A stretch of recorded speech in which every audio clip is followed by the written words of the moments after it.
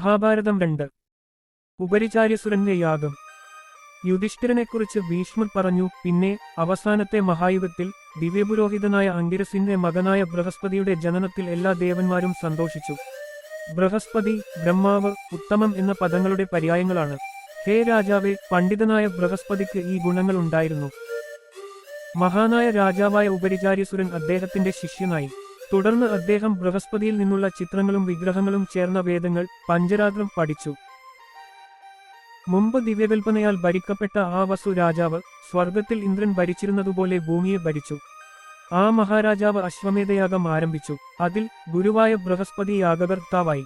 പ്രജാപതിയുടെ പുത്രന്മാരായ എക്ര, ദ്വിത, ധൃത എന്നീ ഋഷിമാർ ആ സഭയിലെ അംഗങ്ങളായിരുന്നു.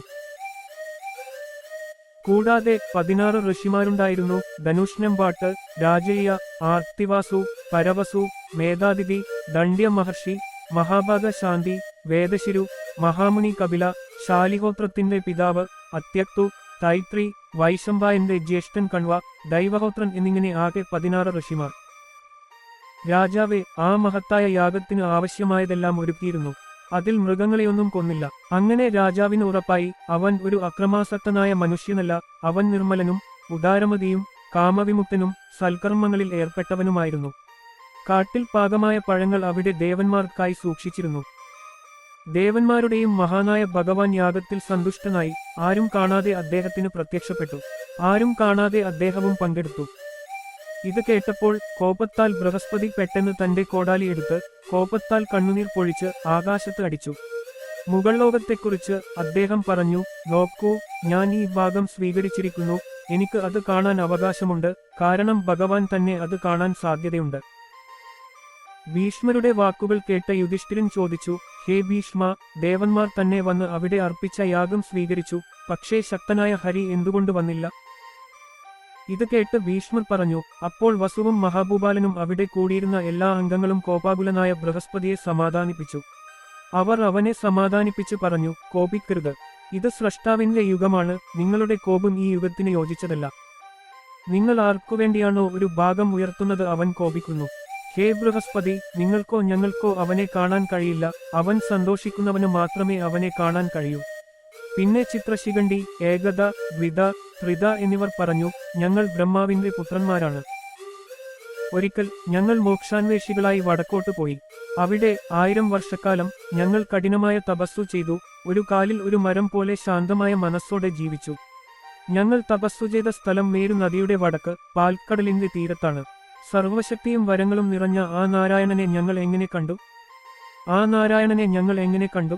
ഞങ്ങൾ ചിന്തിച്ചു. വ്രതം അവസാനിച്ചപ്പോൾ ശരീരമില്ലാത്ത ശബ്ദം സന്തോഷകരവും സൗഹൃദപരവും ആഴമേറിയതുമായ സ്വരത്തിൽ പറഞ്ഞു, ഹേ ബ്രാഹ്മണനെ, സന്തോഷകരമായ മനസ്സോടെ നീ അത്ഭുതകരമായ തപസ്സു ചെയ്തു. നീ ഒരു ചോദ്യകർത്താവായ ഭക്തനാണ്. ആ തേജസ് നീ എങ്ങനെ കാണുന്നു? പാൽക്കടലിന്റെ വടക്കുഭാഗത്ത് ഒരു വെളുത്ത ദ്വീപുണ്ട്. അത് വലിയ തേജസ്സുകൊണ്ട് നിറഞ്ഞിരിക്കുന്നു. നാരായണനപ്പുറം ചന്ദ്രനെപ്പോലെ തേജസ്സുള്ള ജീവികളുണ്ട്. അവർ ഏകാന്തതയിൽ നാരായണനിൽ ഭക്തിയുള്ളവരായി തുടരുന്നു. ഉറക്കമില്ലാത്തവരും ഉപവസിക്കുന്നവരും നിഷ്ക്രിയരും സുഗന്ധം നിറഞ്ഞവരും നിത്യദൈവത്തിൽ പ്രവേശിക്കുന്നു. വെളുത്ത ദ്വീപിൽ വസിക്കുന്നവർ ഏകാന്തതയിൽ തന്നെ തുടരുന്നു. ഹേ ഋഷിമാരെ, നിങ്ങളും അവിടെ പോകൂ. അവിടെ എന്റെ ആത്മാവ് ജ്ഞാനോദയം പ്രാപിക്കും. പിന്നെ ഞങ്ങൾ ശരീരമില്ലാത്ത ശബ്ദം കേട്ട് അദ്ദേഹം സൂചിപ്പിച്ച പാതയിലൂടെ ആ സ്ഥലത്തേക്ക് പോയി. അദ്ദേഹത്തെ ഓർത്തുകൊണ്ട് അദ്ദേഹത്തെ കാണാൻ ഞങ്ങൾ വെളുത്ത ദ്വീപിലേക്ക് പോയി. അവിടെ ഞങ്ങളുടെ ദർശനം തടസ്സപ്പെട്ടു. അദ്ദേഹത്തിന്റെ തേജസ് ഞങ്ങളുടെ ദർശനത്തെ തടഞ്ഞു. അതിനാൽ ഞങ്ങൾക്ക് അദ്ദേഹത്തെ കാണാൻ കഴിഞ്ഞില്ല. അതേസമയം ദിവ്യയോഗത്തിലൂടെ തപസ്സു ചെയ്യാത്ത ഒരാൾക്ക് അദ്ദേഹത്തെ ശരിയായി കാണാൻ കഴിയില്ല എന്ന അറിവ് ഉടലെടുത്തു. പിന്നെ 100 വർഷത്തെ കഠിനമായ തപസ്സിനു ശേഷം വ്രതാനുഷ്ഠാനത്തിന്റെ അവസാനം നല്ല അടയാളങ്ങളുള്ള ആളുകളെ ഞങ്ങൾ കണ്ടു. അവർ വെളുത്ത നിറമുള്ളവരും ചന്ദ്രനെപ്പോലെ തിളക്കമുള്ളവരും എല്ലാ അടയാളങ്ങളും ഉള്ളവരുമായിരുന്നു. അവർ എപ്പോഴും വടക്കുകിഴക്ക് ദിശയിലേക്ക് കൈകൾ കൂപ്പി മന്ത്രങ്ങൾ ജപിച്ചുകൊണ്ടിരുന്നു. ആ മഹാമുനിയുടെ മന്ത്രം മനസ്സ് ആയിരുന്നു. ആ ഏകാഗ്രമായ മന്ത്രത്തിൽ ഹരി സന്തുഷ്ടനായി. യുഗാന്ത്യത്തിൽ സൂര്യൻ പ്രകാശിക്കുന്നതുപോലെ അവിടെയുള്ള എല്ലാ ആളുകളും ഒരുപോലെ പ്രകാശിച്ചു. ആ ദ്വീപ് തേജസ്സിന്റെ വാസസ്ഥലമാണെന്ന് ഞങ്ങൾ കരുതി. അവിടെ ആരുമില്ലായിരുന്നു. എല്ലാവർക്കും തുല്യ തേജസ്സുണ്ടായിരുന്നു. ഹേ ഭഗവാൻ ബൃഹസ്പതി, ആയിരക്കണക്കിന് സൂര്യന്മാർ ഒരേ സമയം ഉദിച്ചതുപോലെയുള്ള ഒരു തേജസ് ഞങ്ങൾ കണ്ടു. അപ്പോൾ അവിടെയുള്ള ആളുകൾ ഒത്തുകൂടി സന്തോഷത്തോടെ നമ എന്ന് പറഞ്ഞുകൊണ്ട് അവന്റെ അടുത്തേക്ക് ഓയിത്തി. അപ്പോൾ ഒരു വലിയ ശബ്ദം കേട്ടു. ആ ആളുകൾ ആ ദേവന് വഴിപാടുകൾ അർപ്പിക്കുകയായിരുന്നു. ഞങ്ങളുടെ മനസ്സുകൾ ആ പ്രകാശത്തിൽ മുഴുകി. കാഴ്ച നഷ്ടപ്പെട്ടതിനാൽ ഞങ്ങൾക്ക് ഒന്നും കാണാൻ കഴിഞ്ഞില്ല. ഒരു വാക്ക് മാത്രം ഉച്ചത്തിൽ കേട്ടു, ജിതും തേ പുണ്ടരീകാക്ഷ നമസ്തേ വിശ്വഭാവന നമസ്തേസ്തു ഹൃഷികേശ മഹാപുരുഷ് പൂർവജ പുണ്ടരീകാക്ഷ. നിങ്ങൾക്ക് നമസ്കാരം. വിശ്വഭാവന, അങ്ങേക്ക് നമസ്കാരം. എല്ലാ മഹാത്മാക്കളുടെയും പൂർവികനായ ഹൃഷികേശെ, അങ്ങേക്ക് നമസ്കാരം. ഈ വാക്ക് മനോഹരമായ സ്വരത്തിൽ ഞങ്ങൾക്ക് വന്നു. അതേസമയം വിവിധതരം സുഗന്ധങ്ങൾ വഹിച്ചുകൊണ്ട് കാറ്റ് ശുദ്ധമായ ദിവ്യപുഷ്പങ്ങളും പ്രവർത്തനത്തിന് ഉപയോഗപ്രദമായ ഔഷധ സസ്യങ്ങളും കൊണ്ടുവന്നു. 5 ഋതുക്കളിലും വിദഗ്ധരായ ആ ഏകാന്ത മനുഷ്യർ അവരോടൊപ്പം ആ ഹരിപൂജ നടത്താൻ തുടങ്ങി. അവർ അങ്ങനെ അവനെ സ്തുതിച്ചതിനാൽ ഭഗവാൻ അവിടെ വന്നിരിക്കണം. പക്ഷേ അവരുടെ മാന്ത്രികതയിൽ മയങ്ങിപ്പോയ ഞങ്ങൾക്ക് അവനെ കാണാൻ കഴിഞ്ഞില്ല. ഹേ ഭഗവാൻ ബൃഹസ്പതി, കാറ്റ് നിലച്ച് പൂജ കഴിഞ്ഞപ്പോൾ ഞങ്ങൾ വിഷമിക്കുകയും അസ്വസ്ഥരാകുകയും ചെയ്തു. ജന്മനാ ശുദ്ധരായ ആയിരക്കണക്കിന് മനുഷ്യരിൽ അവരിൽ ഒരാൾ പോലും മനസ്സോ കണ്ണുകളോ ഉപയോഗിച്ച് ഞങ്ങളെ ആദരിക്കാൻ മടങ്ങിയില്ല. അവർ ആരോഗ്യമുള്ള ഋഷിമാരായിരുന്നു. അവർ ഏകാഗ്രമായ പാത പിന്തുടർന്നു. അദ്ദേഹം ബ്രഹ്മാവിന്റെ അവസ്ഥയിലായിരുന്നതിനാൽ അദ്ദേഹം നമ്മിൽ മനസ്സ് കേന്ദ്രീകരിച്ചില്ല. പിന്നെ വളരെ ക്ഷീണിതരും തപസ്സിൽ തളർന്നവരുമായ ഞങ്ങളെ സംബന്ധിച്ച് ഒരു അശരീരി പറഞ്ഞു. ഭഗവാൻ പറഞ്ഞു, ഇന്ദ്രിയങ്ങളില്ലാത്ത ഈ വെളുത്ത മനുഷ്യരെ നിങ്ങൾ കണ്ടിട്ടുണ്ടോ? ഈ 2 മുഖമുള്ളവരെ കാണുന്നത് ദൈവത്തെ കാണുന്നതുപോലെയാണ്. ഹേ ഋഷിമാരെ, നിങ്ങളെല്ലാവരും ഈ സ്ഥലം വിട്ട് നിങ്ങൾ വന്ന വഴിയിലൂടെ മടങ്ങണം. ഭക്തനില്ലാത്ത ഒരാൾക്ക് ആ ദൈവത്തെ കാണുക അസാധ്യമാണ്. വളരെ കാലത്തിനുശേഷം അവൻ ആ പ്രകാശമാനവും മനസ്സിലാക്കാവുന്നതുമായ ദൈവത്തെ കാണും. ഓ 2 മുഖമുള്ളവരിൽ ഏറ്റവും മികച്ചവനെ, നിങ്ങൾക്ക് ചെയ്യാൻ ഒരു മഹത്തായ പ്രവൃത്തിയുണ്ട്. ഈ കാര്യയുഗം കഴിയുമ്പോൾ നിങ്ങൾ ദേവന്മാരുടെ പ്രവൃത്തി ചെയ്യാൻ സഹായിക്കും. അത് മതത്തെയും മാറ്റും. പിന്നെ അമൃത് പോലുള്ള ആ അത്ഭുതകരമായ വാക്കുകൾ കേട്ട് ഞങ്ങൾ അദ്ദേഹത്തിന്റെ വഴിപാട് സ്വീകരിച്ച് ആഗ്രഹിച്ച ലോകത്തേക്ക് മടങ്ങി. ഹേ ബൃഹസ്പതി, ഇത്രയും തീവ്രമായ തപസ്സിനും വികാരഭരിതമായ കവിതയ്ക്കും ശേഷം ഞങ്ങൾ ആ ദൈവത്തെ കണ്ടിട്ടില്ല. നിങ്ങൾ അവനെ എങ്ങനെ കണ്ടു? നാരായണൻ മഹാനായ ദൈവമാണ്. അവൻ പ്രപഞ്ചത്തിന്റെ സ്രഷ്ടാവാണ്, ദിവ്യ കവിതകളുടെ ദാതാവാണ്, അവ്യക്തനാണ്, ദേവന്മാരാൽ ആരാധിക്കപ്പെടുന്നു. 1, 2, 3 നമ്പർ എന്നീ വാക്കുകളിൽ സന്തുഷ്ടനായ ഉദാരമതിയായ ബൃഹസ്പതി യാഗം പൂർത്തിയാക്കി ദേവന്മാരെ ആരാധിച്ചു. യാഗം കഴിഞ്ഞപ്പോൾ വാസു രാജാവും തന്റെ ജനങ്ങളെ സേവിക്കുകയായിരുന്നു. ബ്രാഹ്മണരുടെ ശാപത്താൽ അവൻ സ്വർഗത്തിൽ നിന്ന് വീണു ഭൂമിയിലേക്ക് ഇറങ്ങി. ഹേ ശരത് രാജാവേ, സത്യത്തിലും മതത്തിലും മുഴുകിയിരുന്ന ആ രാജാവ് എപ്പോഴും മതത്തിൽ അർപ്പണബോധമുള്ളവനായി നാരായണ നാമം ജപിച്ചുകൊണ്ട് ഭൂമിയിൽ പ്രവേശിച്ചു. അവന്റെ കൃപയാൽ വീണ്ടും ഉയർന്നു. ഭൂമിയിൽ നിന്ന് ബ്രഹ്മാവിന്റെ സ്ഥാനം ഏറ്റെടുത്ത് പരമപദം എന്ന ഏറ്റവും പ്രധാനപ്പെട്ടതും പരമോന്നതവുമായ സ്ഥാനം നേടി. ഉബികരവാസന്റെ അവതാരവും പുനരുത്ഥാനവും. പിന്നെ അദ്ദേഹം യുധിഷ്ഠിരനോട് പറഞ്ഞു, അല്ലയോ മുത്തച്ഛ, ഉബികരവാസൻ ശാശ്വത ഭാഗവതത്തിന്റെ ഗുരുവായിരുന്നിട്ടും എന്തുകൊണ്ടാണ് അദ്ദേഹം ഭൂമിയെ പിളർത്തേണ്ടി വന്നത്? പറയൂ. ഭീഷ്മർ യുധിഷ്ഠിരനോട് പറഞ്ഞു, ഭൂതകാല സംഭവങ്ങളുടെ ചരിത്രം അറിയുന്നവർ ഈ കാര്യം നമുക്ക് പറഞ്ഞുതരും. ഇത് ഋഷിമാരും ദേവന്മാരും തമ്മിലുള്ള സംഭാഷണമാണ്. യാഗത്തിൽ അജ ഉപയോഗിക്കണമെന്ന് ദേവന്മാർ ഋഷിമാരോട് പറയുകയായിരുന്നു. അജ എന്നാൽ ആടുകളാണെന്നും മറ്റു മൃഗങ്ങളെയല്ലെന്നും അവർ കരുതി. ഇതിന് മറുപടിയായി ഋഷിമാർ പറഞ്ഞു, യാഗത്തിൽ വിത്തുകൾ ഉപയോഗിക്കണമെന്ന് വേദങ്ങൾ പറയുന്നു. അജ എന്നാൽ വിത്തുകൾ എന്നാണ്, അതിനാൽ ആടുകളെ കൊല്ലരുത്. കഥയുടെ തുടക്കത്തിൽ ഭീഷ്മർ ഇപ്രകാരം പറയുന്നു. ഋഷിമാർ ദേവന്മാരുമായി ഇങ്ങനെ സംസാരിച്ചുകൊണ്ടിരുന്നപ്പോൾ നന്നായി സഞ്ചരിച്ചിരുന്ന മഹാനായ വാസു ആ സ്ഥലത്തെത്തി. അദ്ദേഹം ഒരു സൈന്യവും വാഹനങ്ങളുമായി ബഹിരാകാശത്തേക്ക് വരികയായിരുന്നു. വാസു ബഹിരാകാശത്തേക്ക് വരുന്നത് കണ്ട് ഋഷിമാർ പറഞ്ഞു, അവന് നമ്മുടെ സംശയങ്ങൾ പരിഹരിക്കാൻ കഴിയും. കാരണം അദ്ദേഹം രക്തസാക്ഷികളിൽ ഏറ്റവും മികച്ചവനും ദാതാക്കളിൽ ഏറ്റവും മികച്ചവനുമാണ്. എല്ലാ ജീവജാലങ്ങളുടെയും ക്ഷേമത്തിൽ അദ്ദേഹം താൽപ്പര്യമുള്ളവനുമാണ്. ഇതിന് ദേവന്മാരും ഋഷികളും സമ്മതിച്ച് വാസുവിന്റെ അടുത്തേക്ക് പോയി, അല്ലയോ രാജാവേ, ദയവായി ഞങ്ങളുടെ സംശയം പരിഹരിക്കുക എന്ന് പറഞ്ഞു. യാഗത്തിൽ ആടുകളോ വിത്തുകളോ ഉപയോഗിക്കണോ? നീ ഞങ്ങളുടെ സാക്ഷിയാണെന്ന് ഞങ്ങൾ 2 പേർക്കും അറിയാം. അപ്പോൾ വാസു പറഞ്ഞു, ഹേ മഹാബ്രാഹ്മണരെ, ആദ്യം നിന്റെ അഭിപ്രായം പറയൂ. മുനിമാർ പറഞ്ഞു, ഹേ മനുഷ്യപ്രഭു, യാഗത്തിൽ ധാന്യങ്ങൾ ഉപയോഗിക്കണമെന്നാണ് ഞങ്ങളുടെ അഭിപ്രായം. മറുവശത്ത് ദേവന്മാർ മൃഗങ്ങളെ അനുകൂലിക്കുന്നു. ഇനി നീ നിന്റെ അഭിപ്രായം പറയണം. ഭീഷ്മർ പറഞ്ഞു, ഹേ രാജാവേ, ദേവന്മാരുടെ ഈ അഭിപ്രായം അറിഞ്ഞ വസുക്കൾ അവരുടെ നേരെ ചാഞ്ഞു. യാഗത്തിൽ ആടുകളെ ഉപയോഗിക്കണം എന്ന് പറഞ്ഞു. ഇത് കേട്ട് സൂര്യദേവന്റെ എല്ലാ മുനിമാരും കോപാകുലരായി. തങ്ങളുടെ ദേവന്മാരുടെ പിന്തുണക്കാരാണെന്ന് അവകാശപ്പെട്ട വസുക്കളോട് പറഞ്ഞു, നീ ദേവന്മാരെ മാത്രമേ പിന്തുണക്കുന്നുള്ളൂ. ഇക്കാരണത്താൽ ആകാശത്ത് നിന്ന് വീഴൂ. രാജാവേ, ഇന്നു മുതൽ ഞങ്ങളുടെ ശാപത്തിന്റെ ആക്രമണത്താൽ ആകാശത്ത് ചലിക്കാനുള്ള നിന്റെ ശക്തി നശിപ്പിക്കപ്പെടും. നീ ഭൂമിയെ കീറിമുറിച്ച് അതിൽ മുങ്ങും. രാജാവേ, വേദങ്ങൾക്കെതിരെ സംസാരിച്ചിട്ടുണ്ടെങ്കിൽ അവക്കെതിരെ സംസാരിച്ചവരെപ്പോലെ ഞങ്ങളും വീഴും. ധർമ്മരാജാവേ. ആ നിമിഷം തന്നെ രാജാവായ ഉപരിശരവൻ നിലത്തു വീണു ഭൂമിയിലെ ഒരു ദ്വാരത്തിൽ പ്രവേശിച്ചു. നാരായണന്റെ ആജ്ഞപ്രകാരം അദ്ദേഹത്തിന്റെ ഓർമ്മ നശിച്ചു എന്നു മാത്രമല്ല, ആയാ സമാനി കാ ആസ് കാ ആസ്വാവ. എല്ലാ ദേവന്മാരും ഒത്തുകൂടി വസുക്കൾക്ക് ശാപമോക്ഷം എങ്ങനെ ലഭിക്കുമെന്ന് ചിന്തിച്ചു തുടങ്ങി. രാജാവ് ചെയ്ത സക്കർമ്മങ്ങളുടെ ഫലമാണിത്. ഈ മഹാരാജാവ് ശപിക്കപ്പെട്ടിരിക്കുന്നു. ദേവന്മാരെ, നമുക്കെല്ലാവർക്കും ഒന്നിച്ച് അവന് നന്മ ചെയ്യാം. ഇതിനെക്കുറിച്ച് ചിന്തിച്ചുകൊണ്ട് എല്ലാവരും ഏകകണ്ഠമായി ഉപരിശരവസുവിന്റെ അടുക്കൽ ചെന്ന് സന്തോഷത്തോടെ പറഞ്ഞു, നീ ഒരു ബ്രാഹ്മണനാണ്, ദേവഭക്തനാണ്, ശ്രീഹരി എല്ലാ സുരാസുരന്മാരുടെയും ഗുരുവാണ്. അവൻ പ്രസാദിച്ചാൽ ഞാൻ നിന്നെ ശാപത്തിൽ നിന്ന് മോചിപ്പിക്കില്ല. പക്ഷേ നീ ഉത്തമ ബ്രാഹ്മണരെ ബഹുമാനിക്കണം. ഹേ രാജാക്കന്മാരിൽ ശ്രേഷ്ഠരെ, അവരുടെ തപസ് തീർച്ചയായും ഫലം നൽകും. അതുകൊണ്ടാണ് നീ പെട്ടെന്ന് സ്വർഗത്തിൽ നിന്ന് ഭൂമിയിലേക്ക് വീണത്. ഞങ്ങൾ നിനക്ക് ഒരു വരം നൽകും. ഹേ പാപരഹിത, ശാപം മൂലം നീ ഗുഹയിലായിരിക്കുന്നിടത്തോളം ധർമ്മ ബ്രാഹ്മണർ യജ്ഞത്തിൽ അർപ്പിക്കുന്ന വസോദരം നീ സ്വീകരിക്കണം. ഭൂമിയിലെ ഗുഹയിൽ നീ ഞങ്ങളെ ധ്യാനിക്കുമ്പോൾ നിനക്ക് ഒരു വേദനയും അനുഭവപ്പെടരുത്. വിശപ്പോ ദാഹമോ തോന്നരുത്. ഇതെല്ലാം നിനക്ക് സംഭവിക്കുന്നത് നിന്റെ ചുറ്റും പ്രകാശമുള്ളതുകൊണ്ടാണ് എന്ന് പറഞ്ഞുകൊണ്ട് വസോദരം കുടിക്കുക. നമ്മുടെ വരത്തിന്റെ ശക്തിയാൽ ദേവന്മാർ നിന്നെ കണ്ട് സന്തോഷിച്ച് ബ്രഹ്മലോകത്തേക്ക് കൊണ്ടുപോകും. അങ്ങനെ പറഞ്ഞുകൊണ്ട് ദേവന്മാരും തപസ്വികളും രാജാവിന് ഒരു വരം നൽകി അവരവരുടെ സ്ഥലങ്ങളിലേക്ക് മടങ്ങി. ഹേ ധർമ്മരായണ. ആ സമയത്ത് വസുക്കൾ ശ്രീ വിശാക്ഷ സ്വാമിയെ ആരാധിക്കുകയായിരുന്നു. അവർ നാരായണന്റെ വായിൽ നിന്ന് പുറപ്പെടുന്ന മന്ത്രങ്ങൾ ജപിച്ചുകൊണ്ടിരുന്നു. ഭൂമിയിലെ ഗുഹയിലായിരുന്നപ്പോഴും 5 ഋതുക്കളായി 5 യജ്ഞങ്ങൾ നടത്തി ശ്രീഹരിയെ ആരാധിച്ചുകൊണ്ടിരുന്നു.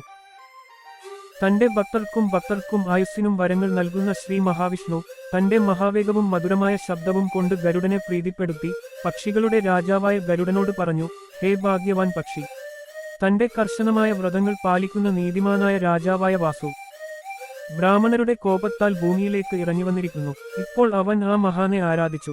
ഭൂമിക്കടിയിൽ ഒളിച്ചിരിക്കുന്ന വ്യക്തിയുടെ അടുത്തേക്ക് പോയി ഉടൻ തന്നെ അവനെ സേവിക്കുക. ഇതാണ് എന്റെ ആജ്ഞ. അദ്ദേഹം ഇങ്ങനെ പറഞ്ഞു. പിന്നെ കാറ്റിന്റെ വേഗതയിൽ ഗരുഡൻ ബസു രാജാവ് ഉണ്ടായിരുന്ന ഭൂമിയിലെ ദ്വാരത്തിലേക്ക് പ്രവേശിച്ചു. അപ്പോൾ വിനതന്റെ മകൻ അവനെ ഉയർത്തി ആകാശത്തേക്ക് പറന്ന് അവിടെ ഉപേക്ഷിച്ചു. ആ നിമിഷം തന്നെ ഉപരിശരൻ തന്റെ മുൻകാല അറിവ് വീണ്ടെടുത്തു. അതേ ശരീരത്തിൽ ആ മഹാൻ ബ്രഹ്മലോകം നേടി.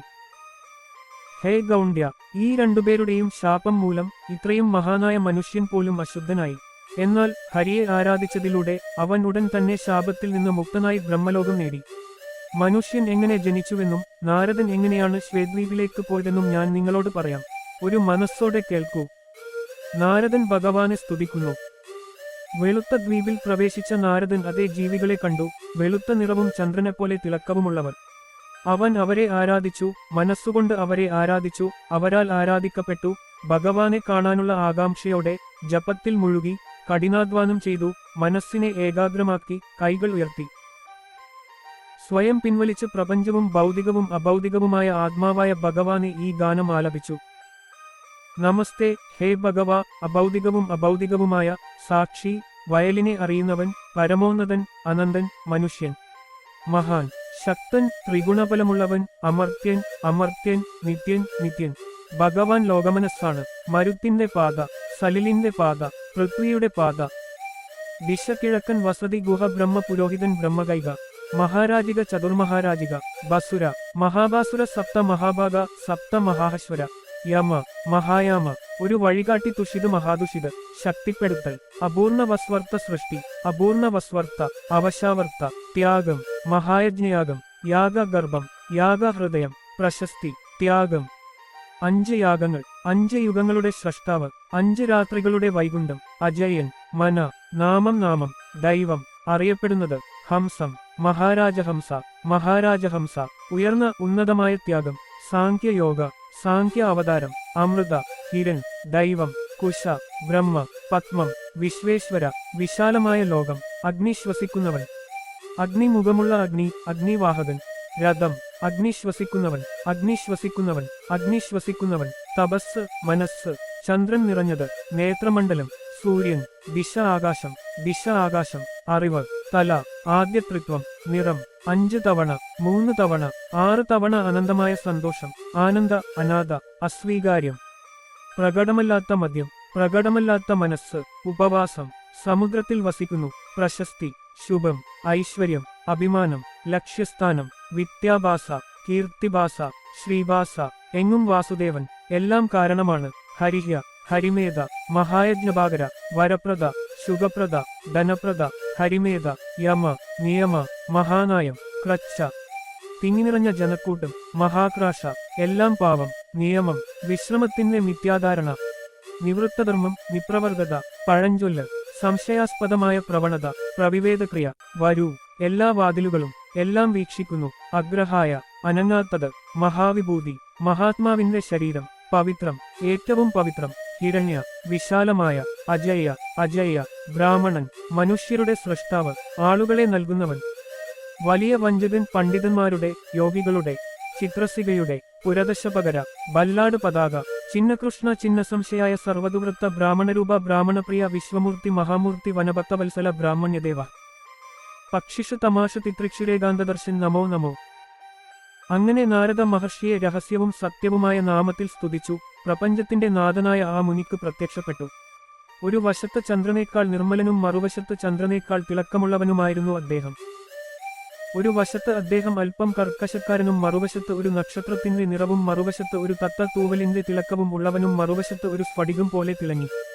ഒരു വശത്ത് അദ്ദേഹം വൈദ്യുതീകരിക്കപ്പെട്ടു, മറുവശത്ത് അദ്ദേഹം സ്വർണമായിരുന്നു. ഒരു വശത്ത് അദ്ദേഹം ഒരു പവിഴപ്പുറ്റ് പോലെയായിരുന്നു, മറുവശത്ത് വെളുത്തതും മറുവശത്ത് സ്വർണവും മറുവശത്ത് നീലയും ഇന്ദ്രനെപ്പോലെ നീലയും മയിലിന്റെ കഴുത്ത് പോലെയും മുത്തുകളുടെ മാലയും, ഇവയെല്ലാം അദ്ദേഹത്തിന്റെ വ്യത്യസ്ത നിറങ്ങളായിരുന്നു. ആ നിത്യജീവിക്ക് 1000 കൈകളും 100 തലകളും 1000 കാലുകളും 1000 വയറുകളും കൈകളും ഉണ്ടായിരുന്നു. മറുവശത്ത് അദ്ദേഹം അരൂപിയായിരുന്നു. അദ്ദേഹം ഒരു വായ് കൊണ്ട് ഓം ഉച്ചരിക്കുകയും സാവിത്രി മന്ത്രം ജപിക്കുകയും ചെയ്തു. തന്റെ മറ്റേ വായ കൊണ്ട് അദ്ദേഹം 4 വേദങ്ങളും ഹരിനാരായണ ആരണ്യകവും ചൊല്ലി. യാഗപീഠം, കമണ്ഡലം, വെളുത്ത രത്നങ്ങൾ, ചന്ദനം, കുശപുല്ല്, കുന്തങ്ങൾ, വിറകുകൾ, കത്തുന്ന തീ എന്നിവ വഹിച്ചുകൊണ്ട് അദ്ദേഹം തന്നെയാണ് യജ്ഞം നടത്തിയത്. രണ്ടുപേരിൽ മേലുദ്യോഗസ്ഥൻ ഇതിൽ സന്തുഷ്ടനായി നാരദനോട് പറഞ്ഞു, ഹേ ഭഗവാൻ, ഇന്ന് എന്റെ എല്ലാ തപസ്സുകളും ആജ്ഞകളും നിറവേറി, കാരണം ഞാൻ നിന്നെ കണ്ടു. ഹേ ഭഗവാൻ, ഞാൻ നിന്നെ കണ്ടു. ഹേ നിത്യനും സാർവത്രികനും സർവശക്തനുമായ ഹേ ഭഗവാൻ, ഇത് ഒരു വലിയ അനുഗ്രഹമാണ്. ഭീഷ്മർ പറഞ്ഞു. ബ്രഹ്മാവിന്റെ പുത്രനായ നാരദൻ അദ്ദേഹത്തെ കണ്ടു പറഞ്ഞു, ഹേ നാരദ, വൈകരുത്. ഈ അമർത്യരായവർ ഉപവസിക്കുകയും ചന്ദ്രനെപ്പോലെ പ്രകാശിക്കുകയും ചെയ്യുന്ന ഈ ആളുകൾ എന്റെ ഭക്തരാണ്. അവർ ഏകമനസ്സോടെ ധ്യാനിക്കട്ടെ, അവരെ ഒന്നും തടസ്സപ്പെടുത്തരുത്. ഈ അത്ഭുതകരമായ പൂർണ്ണ ആത്മാക്കൾ ഒരിക്കൽ ഒറ്റക്കായിരുന്നു. അവരിൽ ഇരുട്ടോ ആഗ്രഹമോ ഇല്ല. അവർ എന്നിലേക്ക് പ്രവേശിക്കും, അതിൽ യാതൊരു സംശയവുമില്ല. അദൃശ്യനായ, തൊട്ടുകൂടാത്ത, മണമില്ലാത്ത, രുചിയില്ലാത്ത, മരിച്ചവരുടെ ഗുണങ്ങളാൽ ബാധിക്കപ്പെടാത്ത, സർവവ്യാപിയായ, സാക്ഷിയായ, മുഴുവൻ പ്രപഞ്ചത്തിന്റെയും ആത്മാവ് എന്ന് വിളിക്കപ്പെടുന്ന, മുഴുവൻ ജന്തുജാലവും നശിച്ചിട്ടും അമർത്യനായ, തുടക്കമില്ലാത്ത, ശാശ്വതനായ, ശുദ്ധനും കളങ്കമില്ലാത്തവനുമായ, 24 ആഗ്രഹങ്ങളുടെ 24ാമത്തേത് എന്ന് വിളിക്കപ്പെടുന്ന പുരുഷൻ, നിർജീവം, ദൃശ്യം എന്ന് വിളിക്കപ്പെടുന്ന ഹേ നാരദ, ആ ഭഗവാന്റെ മഹത്വവും കാണുക. ശുഭം കർമ്മം എപ്പോഴും അവനോട് ബന്ധപ്പെട്ടിരിക്കുന്നു. ഇല്ല, സത്യം, അഭിനിവേശം, കാമം എന്നിവ മാത്രമാണ് അതിന്റെ പ്രകടനങ്ങൾ. പരമപുരുഷനായ ഭഗവാൻ, തമസ്, ഇവയെ ഗുണങ്ങൾ എന്ന് വിളിക്കുന്നു. അവ എല്ലാത്തിലുമുണ്ട്. ശരീരങ്ങൾ ചലിക്കുന്നു. ഭൂമിയെ അറിയുന്നവൻ അവയെ അനുഭവിക്കുന്നു. ഈ ഗുണങ്ങൾ അവനെ അനുഭവിക്കുന്നില്ല. അവൻ കുറ്റമറ്റവനും ഗുണങ്ങളുടെ ഉപയോക്താവും ഗുണങ്ങളുടെ സ്രഷ്ടാവും ഗുണങ്ങൾക്കപ്പുറം ഹേ ദേവന്മാരുടെ രാജാവേ, എല്ലാ ഗുണങ്ങളുടെയും സ്രഷ്ടാവും. ആരാധനാലയമായ ഭൂമി അഗ്നിയിൽ ലയിക്കുന്നു, അഗ്നി വായുവിൽ ലയിക്കുന്നു, വായു ആകാശത്ത് ലയിക്കുന്നു, ആകാശം മനസ്സിൽ മറഞ്ഞിരിക്കുന്നു. ഏറ്റവും വലുത് മനസ്സാണ്, അവ്യക്തതയിൽ മറഞ്ഞിരിക്കുന്നു. ഹേ ബ്രഹ്മാവ്, അവ്യക്തമായത് രൂപമില്ലാത്ത പുരുഷനിൽ ലയിക്കുന്നു. ആ നിത്യപുരുഷനേക്കാൾ വലുതായി ഒന്നുമില്ല. ആ ഏക പുരുഷൻ നിത്യവാസുദേവൻ അല്ലാതെ മറ്റൊരു ജീവജാലമോ ചലിക്കുന്നതോ ലോകത്തിലില്ല.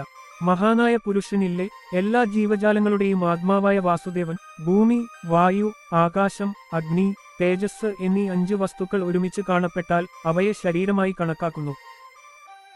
ഹേ ബ്രഹ്മ, ആ അദൃശ്യവും ചെറുതുമായ വിക്രമൻ ശരീരത്തിൽ പ്രവേശിച്ച് ജനിക്കുമ്പോൾ, ശരീരത്തെ പരിപാലിക്കുന്ന ദൈവം ആകർഷണത്തിന്റെ ഉറവിടമാകുമ്പോൾ, ഉണ്ട്, ഒന്നുമില്ല. ഘടകങ്ങൾ ഒരുമിച്ച് ഐക്യമില്ലാതെ ശരീരം ഉണ്ടാകാൻ കഴിയില്ല. രൂപപ്പെട്ടു, ഒന്നാകുക. ഹേ ബ്രഹ്മാവേ, ജീവനില്ലാതെ വായുവിന് മാറ്റമുണ്ടാകില്ല. അവനാണ് ശേഷിക്കുന്ന ജീവൻ, ആകർഷണത്തിന്റെ ഉറവിടം. ആരുടെ പ്രവൃത്തികളിലൂടെയാണ് എല്ലാ ജീവജാലങ്ങളും പ്രളയത്തിൽ നശിക്കുന്നത്? അവനാണ് നിത്യപുത്രനെ നേടുന്നത്. അവനാണ് എല്ലാ ജീവജാലങ്ങളുടെയും മനസ്സും ആദിപ്രകാശവും. അവനിൽ നിന്നാണ് ജനിക്കുന്നത്, ചെയ്യുന്നയാൾ, പ്രവൃത്തി, ഇതെല്ലാം അവനിൽ നിന്നാണ് സസ്യങ്ങളുടെയും മൃഗങ്ങളുടെയും മുഴുവൻ ലോകം ഉത്ഭവിക്കുന്നത്. അവൻ ജനിക്കാത്തവനാണ്, അവൻ ശാശ്വതനാണ്, അവൻ എല്ലാ പ്രവൃത്തികളിലും പ്രകടമാകുന്നു. ദേവന്മാരുടെ നാഥൻ, ആകർഷണത്തിന്റെ നാഥൻ, ജീവന്റെ നാഥൻ, ആകർഷണത്തിന്റെ സ്രോതസ്സിലൂടെ അവൻ ആദിപ്രകാശമായി മാറുന്നു, ആദിപ്രകാശമായി കണക്കാക്കപ്പെടുന്നു. അനിരുദ്ധനിൽ നിന്ന് അഹംഭാവമുണ്ടാകുന്നില്ല, മറിച്ച് പരമോന്നതനിൽ നിന്ന് അഹംഭാവമുണ്ടാകുന്നു. നാരദന് ഭഗവാന്റെ ഉപദേശം. ഭഗവാൻ പറഞ്ഞു, ഹേ നാരദ, വൃക്ഷങ്ങളുടെയും മൃഗങ്ങളുടെയും ലോകം അക്ഷരമായി മരണവും അമരത്വവും എന്നിൽ നിന്ന് ഉത്ഭവിച്ചു. എന്റെ ഭക്തരായി മാറുന്നവർ എന്നിലേക്ക് പ്രവേശിക്കുകയും ഇവിടെ നിന്ന് മോചിതരാകുകയും ചെയ്യുന്നു. 25 നിർജീവ മൂലക ജീവികളാണ് ഞാൻ. എനിക്ക് ഗുണങ്ങളില്ല, അവസ്ഥകളില്ല, ആത്മാവില്ല. ഇത് ഈ രൂപത്തിൽ പ്രകടമാകുന്നു എന്ന് ചിന്തിക്കരുത്. മുഴുവൻ പ്രപഞ്ചത്തിന്റെയും നാഥനും രചയിതാവുമായ ഞാൻ വെറും ഇച്ഛാശക്തിയാൽ ഒരു നിമിഷം കൊണ്ട് അപ്രത്യക്ഷനായി. ഹേ നാരദ, നീ എന്നെ കാണുന്നില്ല, ഇത് ഞാൻ സൃഷ്ടിച്ച ഒരു മിഥ്യയാണ്. എനിക്ക് അസ്തിത്വത്തിന്റെ എല്ലാ ഗുണങ്ങളും ഉണ്ടെന്ന് കരുതരുത്. ഇപ്പോൾ രൂപത്തിന്റെ 4 രൂപങ്ങളെക്കുറിച്ചും ഞാൻ നിങ്ങൾക്ക് വിശദീകരിച്ചു തന്നു. ജീവൻ എന്ന വ്യക്തിത്വം എനിക്കുണ്ട്, എന്നിൽ ജീവനുണ്ട്, ഞാൻ ജീവൻ കണ്ടു എന്ന ചിന്തയിൽ വഞ്ചിതരാകരുത്. ഹേ ബ്രഹ്മാവേ, ഗ്രാമത്തിലെ സർവ്വവ്യാപിയായ ആത്മാവാണ് ഞാൻ. ഗ്രാമത്തിന്റെ ശരീരം നശിച്ചാലും ഞാൻ നശിപ്പിക്കപ്പെടില്ല. ഹേ മഹാമുനി, ആ സജ്ജരായ മഹാത്മാക്കൾ ഒറ്റക്കാണ്. അവർ ദാമോദരന്റെ ആഗ്രഹങ്ങളിൽ നിന്ന് മുക്തരായി എന്റെ അടുക്കൽ വരുന്നു. നിത്യബ്രഹ്മാവ് എന്റെ കാമുകനെക്കുറിച്ച് ചിന്തിക്കുന്നു. രുദ്രൻ എന്റെ നെറ്റിയിൽ നിന്ന് കോപത്തോടെ ഉയർന്നുവന്നു. ഇതാ എന്റെ വലതുവശത്ത് അഭയം പ്രാപിച്ച ഈ 11 രുദ്രന്മാരെ കാണുക. എന്റെ ഇടതുവശത്ത് അഭയം പ്രാപിച്ച 12 ഷാദിത്യന്മാരെ നിങ്ങൾ കാണുന്നുണ്ടോ? എന്റെ മുന്നിലുള്ള 8 മൂലകങ്ങളെ കാണുക. എന്റെ പിന്നിലുള്ള നാസത്യങ്ങളെ കാണുക. ദസ്ത അശ്വിനി ദേവതകളെ കാണുക. നോക്കൂ, എല്ലാ പ്രജാപതികളും ഇവിടെയുണ്ട്. നോക്കൂ, ഈ 7 മുനിമാരെ കാണുക. ഇവിടെ നിങ്ങൾക്ക് വേദങ്ങളുണ്ട്, നൂറുകണക്കിന് യജ്ഞങ്ങളുണ്ട്, അമൃതും ഔഷധവുമുണ്ട്. നിങ്ങൾ കണ്ടിട്ടുണ്ടോ? തപസ്, നിയമങ്ങൾ, വിവിധ കാര്യങ്ങൾ. യമൻ, അഷ്ടേശ്വരി, ശ്രീ, ലക്ഷ്മി, കീർത്തി, പൃഥ്വി, കകുതതി എന്നിവരെല്ലാം ഒരിടത്ത് ഇറങ്ങിവന്നത് നിങ്ങൾ കണ്ടിട്ടുണ്ടോ? വേദങ്ങളുടെ മാതാവായ സരസ്വതി ദേവിയെ എന്നിൽ കാണുക.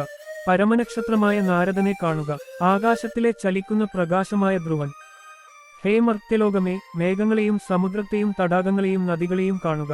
ഹേ മർത്യലോകമേ, ഈ 4 പിതാക്കന്മാരെ കാണുക. ഈ 3 രൂപരഹിത കൂട്ടങ്ങളെ കാണുക. ഹേ ഋഷി, പിതാക്കന്മാർ ദേവന്മാരെക്കാൾ വലിയവരാണ്. ദേവന്മാരുടെയും പൂർവികരുടെയും ആദിപിതാവാണ് ഞാൻ. ഹയഗ്രീവൻ എന്ന ഞാൻ ഉത്തര സമുദ്രത്തിൽ ഭക്തിയോടെ അർപ്പിക്കുന്ന വഴിപാടുകളും ശ്ലോകങ്ങളും കുടിക്കുന്നു. പണ്ട് എന്റെ ഗർഭത്തിൽ ജനിച്ച ബ്രഹ്മാവ് ഒരു യജ്ഞം നടത്തി എന്നെ ആരാധിച്ചു. അവനെ കണ്ടതിൽ സന്തോഷിച്ച് ഞാൻ അവന് ഏറ്റവും ഉയർന്ന വരം നൽകുന്നു. കൽപ്പത്തിന്റെ തുടക്കത്തിൽ അവൻ എന്റെ മകനും എല്ലാ ലോകങ്ങളുടെയും നാഥനുമാകട്ടെ. അവൻ അത് പ്രശസ്തിയുടെ പര്യായമാകട്ടെ. അങ്ങനെയാകട്ടെ. ഈ അനുഗ്രഹങ്ങളെല്ലാം ഞാൻ അവന് നൽകും. നാരദന് ദൈവത്തിന്റെ ഉപദേശം. ഓ നാരദ, ബ്രഹ്മാവിന് വരം നൽകിയ ശേഷം ഞാൻ പറഞ്ഞു, ഹേ ബ്രഹ്മ, നിന്റെ പരിധികൾ ആർക്കും ലംഘിക്കാൻ കഴിയില്ല. ഹേ ബ്രഹ്മ, വരങ്ങൾ ആഗ്രഹിക്കുന്നവർക്കും വരങ്ങൾ നൽകാൻ നിനക്ക് കഴിയും. ദേവന്മാരും ഋഷിമാരും പൂർവികരും വിവിധ ജീവജാലങ്ങളും നിന്നെ ആരാധിക്കുന്നു. ഹേ തപസ്സും ഭാഗ്യവും അച്ചടക്കവും ഉള്ളവനെ, ദേവന്മാരുടെ സേവനത്തിനായി ഞാൻ എപ്പോഴും ഒരു ദൈവമായി പ്രത്യക്ഷപ്പെടണമോ? അപ്പോൾ നീ എന്നെ ഒരു മകനെപ്പോലെ പഠിപ്പിക്കുകയും വിവിധ ജോലികൾ എന്നെ ഏൽപ്പിക്കുകയും ചെയ്യും. മേൽപ്പറഞ്ഞതും മറ്റു വരങ്ങളും ബ്രഹ്മാവിന് നൽകിയ ശേഷം ഞാൻ അപ്രത്യക്ഷനായി. ഹേ നാരദ, എല്ലാ മതങ്ങളിലും വച്ച് ഏറ്റവും ആനന്ദകരമായ യാഗമാണ് ഏറ്റവും നല്ലത്. അതിനാൽ മനുഷ്യൻ എല്ലാത്തരം ബന്ധനങ്ങളിൽ നിന്നും മുക്തനായി ത്യാഗത്തിൽ ജീവിക്കണം. സാഖ്യ തത്വചിന്തയുടെ ഉറച്ച ആചാര്യൻ പറയുന്നത് ഞാൻ കപിലനാണെന്നും ജ്ഞാനികളുടെ ആദിത്യമണ്ഡലത്തിലുള്ള ഐക്യമുള്ളവനാണെന്നുമാണ്. യോഗശാസ്ത്രങ്ങൾ പറയുന്നത് ഞാൻ ഹിരണ്യഗർഭനാണെന്നും വേദങ്ങളാൽ നിറഞ്ഞ യോഗമാണെന്നുമാണ്. എന്റെ യഥാർത്ഥ രൂപത്തിൽ ഞാൻ എപ്പോഴും ബഹിരാകാശത്ത് നിലനിൽക്കുന്നു. 1000 യുഗങ്ങൾക്ക് ശേഷം ഞാൻ വീണ്ടും പ്രപഞ്ചത്തെ മുഴുവൻ നശിപ്പിക്കും. പിന്നെ വീണ്ടും ഞാൻ മുഴുവൻ പ്രപഞ്ചത്തെയും അറിവിന്റെ ശക്തിയാൽ സൃഷ്ടിക്കും. ഈ 4ാമത്തെ രൂപത്തിൽ ഞാൻ അക്ഷയ അവശിഷ്ടങ്ങളുടെ സ്രഷ്ടാവാണ്. അവൻ ആകർഷണത്തിന് കാരണക്കാരനാണ്. അവൻ പ്രത്യുമ്നനെ സൃഷ്ടിച്ചു. പ്രത്യുമ്നാൽ ബന്ധിതനല്ലാത്ത ഞാൻ എന്റെ ഈ സൃഷ്ടി വീണ്ടും വീണ്ടും ആവർത്തിക്കുന്നു. സൂര്യന്റെ ഉദയവും അസ്തമയവും അവ ഇവിടെ അപ്രത്യക്ഷമായതുപോലെ നിത്യ അവയെ ബലപ്രയോഗത്തിലൂടെ തിരികെ കൊണ്ടുവന്നതുപോലെ എല്ലാ ജീവജാലങ്ങളുടെയും പ്രയോജനത്തിനായി ഞാൻ വീണ്ടും സൃഷ്ടിക്കും.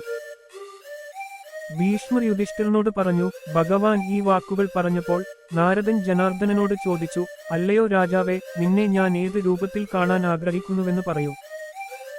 ഇതിന് ഭഗവാൻ പറഞ്ഞു, ഹേ മഹർഷി നാരദരെ, എന്റെ വാക്കുകൾ കേൾക്കൂ. എന്റെ യഥാർത്ഥ രൂപങ്ങൾ ഞാൻ നിങ്ങളോട് പറയാം. മാതൃ, കൂർമ്മ, വരാഹ, നരസിംഹ, വാമന, രാമ, പരശുരാമ, ബലരാമ, കൃഷ്ണൻ, കൽക്കി ഇവ 10. ആദ്യം ഞാൻ നിവാസികളെ ലഹരി പിടിപ്പിക്കും. ലോകത്തെയും വേദങ്ങളെയും സമുദ്രത്തിൽ മുക്കി വളർത്തും. ഹേ എന്റെ മകനെ, കൂർമ്മ രൂപം എന്റെ രണ്ടാമത്തെ യഥാർത്ഥ രൂപമാണ്. ആ രൂപത്തിൽ ഞാൻ മന്ദരപർവ്വതത്തെ പിടിച്ചെടുത്ത് അമൃത് ഉൽപ്പാദിപ്പിക്കും. 40 വർഷമായി സമുദ്രത്തിൽ മുങ്ങിക്കിടക്കുന്ന ലോകത്തെ അതിന്റെ എല്ലാ ജീവികളോടും കൂടി വരാഹ രൂപത്തിൽ അതിന്റെ സ്ഥാനത്തേക്ക് തിരികെ കൊണ്ടുവരും. തന്റെ ശക്തിയിൽ അഭിമാനിച്ചിരുന്ന ഹിരണ്യാക്ഷൻ എന്ന അസുരനെ ഞാൻ കൊല്ലും. നരസിംഹരൂപം ധരിച്ച് ദേവന്മാരുടെ യജ്ഞങ്ങൾ നശിപ്പിച്ച ഹിരണ്യകശിപുവിനെയും ഞാൻ കൊല്ലും. ഹേ വിരോചനപുത്ര, ഒരു ശക്തമായ യാഗത്തിനും ഒരു ദേവനെയോ അസുരനെയോ പരാജയപ്പെടുത്താൻ കഴിയില്ല. ഒരു രാക്ഷസനെയും കൊല്ലുകയുമില്ല. അവൻ ഇന്ദ്രനെ തന്റെ രാജ്യത്തിൽ നിന്ന് പുറത്താക്കും, വേർപ്പെടുത്തുന്നു, അവനെ തട്ടിക്കൊണ്ടുപോകുന്നു. 3 പേരെ ഞാൻ കൊല്ലും. കശ്യപന്റെ 12ാമത്തെ പുത്രനായി അതിഥിയുടെ ഗർഭപാത്രത്തിൽ ജനിക്കുക. ഞാൻ ഒരു ബണ്ണിൽ മുടി വച്ചുകൊണ്ട് യാഗസഭയിൽ പോയാൽ എല്ലാവരും എന്നെ സ്തുതിക്കും. ഞാൻ യാഗത്തെ സ്തുതിക്കും. യാഗവീരൻ ഇത് കേൾക്കുമ്പോൾ സന്തോഷിക്കുകയും നിനക്ക് എന്ത് വേണമെങ്കിലും ചോദിക്കൂ എന്ന് പറയുകയും ചെയ്യുന്നു. 3 അടി ഭൂമി മതിയെന്ന് ഞാൻ അസുരനോട് ഉത്തരം പറയും. മന്ത്രിമാരില്ലെന്ന് അവൻ പറഞ്ഞാലും സമുദ്രം മുതൽ കടൽ വരെയുള്ള മുഴുവൻ ലോകത്തെയും 3 അടിയിൽ ഞാൻ കീഴടക്കുകയും കീഴടക്കിയ രാജ്യം ഇന്ദ്രന് നൽകുകയും ചെയ്യും. അവൻ അനന്തമായ മഹത്വം നൽകും. ദേവന്മാരെ അവരുടെ സ്ഥാനത്ത് സ്ഥാപിക്കും. എല്ലാ ദേവന്മാർക്കും അറിയാത്ത യാഗത്തെ ഞാൻ പാതാളത്തിലേക്ക് എറിയും. ത്രേതായുഗത്തിൽ ഞാൻ ബൈക്കുകളിൽ ഏറ്റവും മികച്ച രാമനായി പ്രത്യക്ഷപ്പെടും. ക്ഷത്രിയ വംശത്തെ അതിന്റെ സൈനിക വാഹനങ്ങളോടെ ഞാൻ നശിപ്പിക്കും. ത്രേതായുഗം നശിപ്പിക്കപ്പെടുന്നതിന് ഞാൻ രാമനാകും. ഞാൻ ലോകത്തിന്റെ രാജാവാകും. ഞാൻ ദശരഥനാകും. പ്രജാപതി ത്രിതനന്റെ പുത്രന്മാരുടെ ശാപം കാരണം ഏകത, ദ്വിത എന്നീ മുനിമാർ അവരുടെ വംശത്തിൽ ജനിക്കും. വാനരന്മാർ ജനിച്ചത് അവരുടെ വംശം കുരങ്ങന്മാരുടെ പദവിയിലെത്തും. അവരുടെ വംശത്തിൽ ജനിച്ച കുരങ്ങന്മാർ ഇന്ദ്രനെപ്പോലെ വളരെ ശക്തരുമായിരിക്കും. ഞാൻ ചെയ്യുന്ന ദിവ്യകൃത്യത്തിൽ എന്നെ സഹായിക്കും. പിന്നെ പുലസ്യ രാജവംശത്തിന് നാണക്കേട് വരുത്തിയ ഭയങ്കരനായ രാവണനെ ഞാൻ കൊല്ലും. ദ്വാപരകലി അവസാനിക്കുമ്പോൾ കംസനെ കൊല്ലാൻ ഞാൻ പായയിൽ പ്രത്യക്ഷപ്പെടും. കംസ, കേശി, കാല, അരിഷ്ടൻ എന്ന മഹായോദ്ധാവ്, സാനൂർ, മുഷ്ടി പോരാളി, പ്രലംബ, കാള പോലുള്ള തെനുവിൻ എന്നിവരെ ഞാൻ കൊല്ലും. പിന്നീട് ഞാൻ മഹാഗിരി കൈവശപ്പെടുത്തി ഗോകുലത്തിലെ പശുക്കളെ 7 ദിവസം ഇന്ദ്രന്റെ മഴയിൽ നിന്ന് സംരക്ഷിക്കും. പിന്നീട് മഴ നിലക്കുമ്പോൾ ഞാൻ ഇന്ദ്രനോടും സംസാരിക്കും. അവിടെ ദൈവത്തെ വെറുക്കുന്ന നിരവധി അസുരന്മാരെ കൊന്ന ശേഷം ഞാൻ കുശസ്ഥലിയെ ദ്വാരക നഗരമാക്കും. അവിടെ വസിക്കുന്ന നരകൻ, മുരസൻ, പീഡൻ എന്നീ അസുരന്മാരെ ഞാൻ കൊല്ലുകയും അതിഥിയോട് ഒരു ഭയങ്കര കാര്യം ചെയ്യുകയും ചെയ്യും. ഞാൻ ആ അസുരന്മാരെ കൊല്ലും. അവരെ കൊന്ന ശേഷം മനോഹരമായ പ്രഗോദിഷ്യ നഗരവും അതിന്റെ സമ്പത്തും ഞാൻ പിടിച്ചെടുക്കും. കുശസ്ഥലി, ഞാൻ അസുരനെ മോചിപ്പിക്കും. ഓടികയിൽ ജനിച്ച ഒരു അസുരൻ, എന്റെ ചെറുമകനുവേണ്ടി ഞാൻ സോണിപ്പൂരിൽ പോയി ബാണാസുരനുമായി ഒരു വലിയ യുദ്ധത്തിൽ ഏർപ്പെടും. ലോകം ആരാധിക്കുന്ന മഹേശ്വര ദേവന്മാരെയും ബാണാസുരന്റെ സുഹൃത്തായ മഹാസേനനെയും ഞാൻ പരാജയപ്പെടുത്തും. പിന്നെ ഞാൻ ബലിയുടെ മകനായ സഹസ്രബാഹു അമ്പയെ പരാജയപ്പെടുത്തി സൗപ നഗരത്തിലെ എല്ലാവരെയും നശിപ്പിക്കും. ഇരട്ട പ്രകാശത്തോടെ ജീവിക്കുന്ന, കർക്കയുടെ തിളക്കത്താൽ നിറഞ്ഞിരിക്കുന്ന കാലയവനെ ഞാൻ കൊല്ലും. എല്ലാ രാജാക്കന്മാരുടെയും ശത്രുവായ ശക്തനായ അസുരൻ ജരാസന്ധൻ കീരിപരയുടെ രാജാവാകും. എന്റെ അറിവിന്റെ സ്വാധീനത്താൽ അവൻ കൊല്ലപ്പെടും. ധർമ്മപുത്ര, യാഗത്തിൽ ഞാൻ ശിശുപാലനെ കൊല്ലും. ലോകത്തിലെ എല്ലാ ശക്തരായ രാജാക്കന്മാരും എന്നോടൊപ്പമുള്ളപ്പോൾ ഇന്ദ്രന്റെ മകനായ അർജുനൻ എന്റെ സഹായിയാകും. പിന്നെ ഞാൻ യുധിഷ്ഠിരനെ അവന്റെ സഹോദരന്മാരോടൊപ്പം അവന്റെ രാജ്യത്ത് സ്ഥാപിക്കും. നരൻ, നാരായണൻ, ലോകത്തിലെ ക്ഷത്രിയർ എന്ന് ആളുകൾ വിളിക്കുന്ന 2 മുനിമാർ എന്നിവരുടെ രൂപങ്ങൾ ഞാൻ സ്വമേധയാ ഭാരം കുറക്കുകയും നശിപ്പിക്കുകയും ചെയ്യും. ലോകത്തിന്റെ 7 മുഖങ്ങളുള്ള ദ്വാരകയും എനിക്കറിയാവുന്ന എല്ലാവരും. അങ്ങനെ അനന്തമായ കർമ്മങ്ങൾ ചെയ്ത ഞാൻ, 4 മുഖങ്ങളുള്ള ഞാൻ, ബ്രഹ്മാവ് പ്രസാദിപ്പിക്കുന്ന ആളുകളുടെ അടുത്തേക്ക് പോകും.